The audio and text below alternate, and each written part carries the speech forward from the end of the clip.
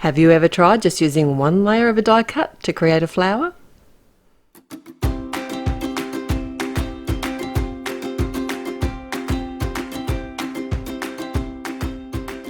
Hi there, it's Therese from Lostinpaper. This is the Craft a Flower rose from New, and it's a 4-layer rose.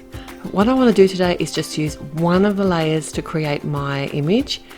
So if you take a closer look at the layers, I think this second layer here will work really well. It really does look like a rose shape, and I thought it'd be beautiful to actually die cut it with some design paper. It's just going to give it that little bit of color alteration through the actual image. So I've got one of the Celebrate sheets here from the 12 by 12.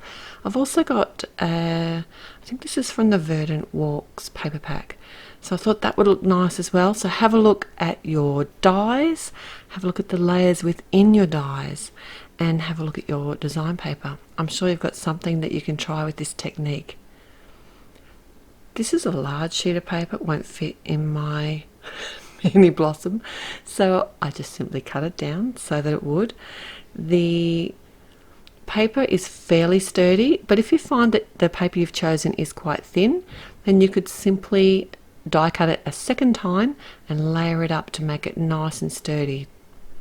And I die cut a leaf as well. I just hovered it over some of the green sections of the paper and cut that out. I've got a piece of pale grey cardstock here, and I'm stamping a sentiment from the Holiday Tags sentiment set. I know it says holiday tags, but there's so many more sentiments in there, not just holiday sentiments. I pop my panel up on the front of a top fold card, and I want to adhere my leaf directly to the card front. The thing with clean and simple cards is placement is everything. You want the balance to look right, so even though they might look really fast and easy to make, sometimes they can actually take ages to get them to feel just right, and they do take a bit of jigging around to make sure that you're happy. But it's worth it. So I don't press my leaf down until I'm happy with the placement of the rose. And in retrospect, I probably should have cut this piece off a little bit earlier, but I didn't. And I did pop the rose piece up as well. I just think that added dimension adds just a little something to the card itself. So don't forget to head to my blog, because you'll get the link to find lots more inspiration for this die set.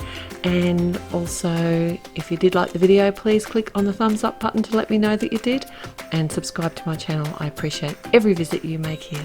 Till next time, happy paper crafting. Bye.